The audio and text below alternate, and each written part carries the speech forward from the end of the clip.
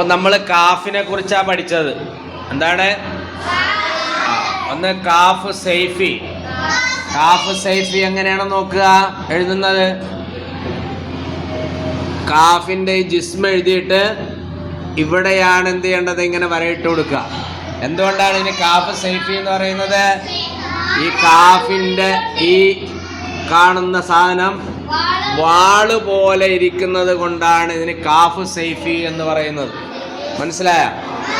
അപ്പം അതെങ്ങനെ എഴുതേണ്ടതെന്ന് വെച്ചാൽ നമ്മൾ എഴുതുമ്പോൾ ഇങ്ങനെ എഴുതണം. അവസാനം ഇങ്ങനെ ഇടാൻ പാടുള്ളൂ. മനസ്സിലായില്ലേ? എഴുതുമ്പോൾ അവസാനത്തിലാണ് ഈ സൈഫി ഇടേണ്ടത്. എന്ത് ഫത്ത ഇടുക, പുള്ളി കൊടുക്കുക. കണ്ട കത്തബ. ഈ കാഫ് സൈഫി ഒരു വാക്കിൻ്റെ ആദ്യത്തിലും സെൻറ്ററിലും വരുമ്പോൾ മാത്രമേ അത് എഴുതാവുള്ളൂ. ലാസ്റ്റ് എഴുതൂല. അതുപോലെ തന്നെ രണ്ടാമത്തതാണ് കാഫ് സനാദി. സനാദി എന്ന് പറഞ്ഞാൽ എന്താണ്? ഇത് ഇങ്ങനെയാണ്. ഇങ്ങനെയാണ് സനാദി കാഫ് എഴുതുക. കണ്ടോ? ഇങ്ങനെയാണ് സനാദി കാഫ് എഴുതുക. എന്താണ് സനാദി എന്ന് പറയാൻ കാരണം?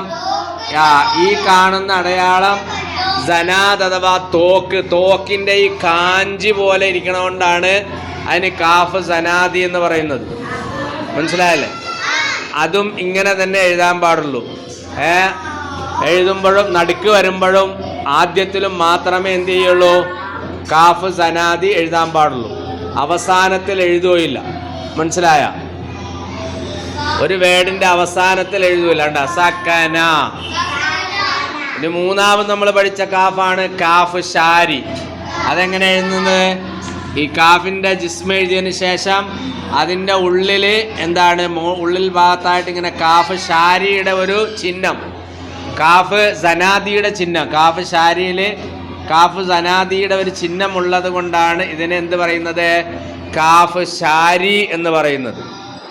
ഇതൊരു വാക്കിൻ്റെ അവസാനത്തിലാണ് എഴുതുന്നത്. ഒരു വേർഡിൻ്റെ അവസാനത്തിൽ വരുമ്പോൾ കാഫ് ഷാരി മാത്രമേ എഴുതാൻ പാടുള്ളൂ. കണ്ടോ? കണ്ടോ?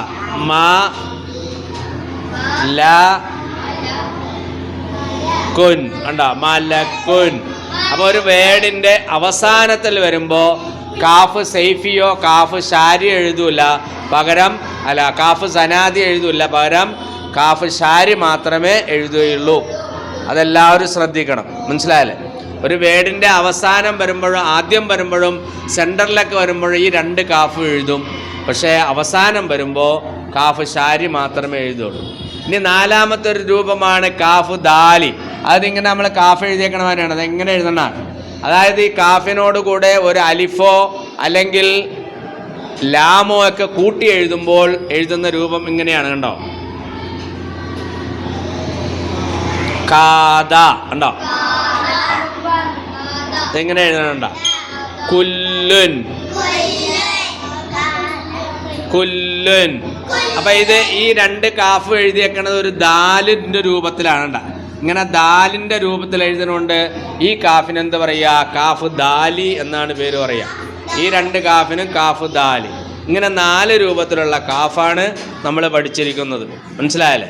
എല്ലാത്തിൻ്റെ ഉച്ചാരണം ഒന്ന് തന്നെയാണ്. കാഫ്, ക, കു, കി എന്നുള്ള രൂപത്തിൽ മാത്രമേ ഉച്ചരിക്കുകയുള്ളൂ.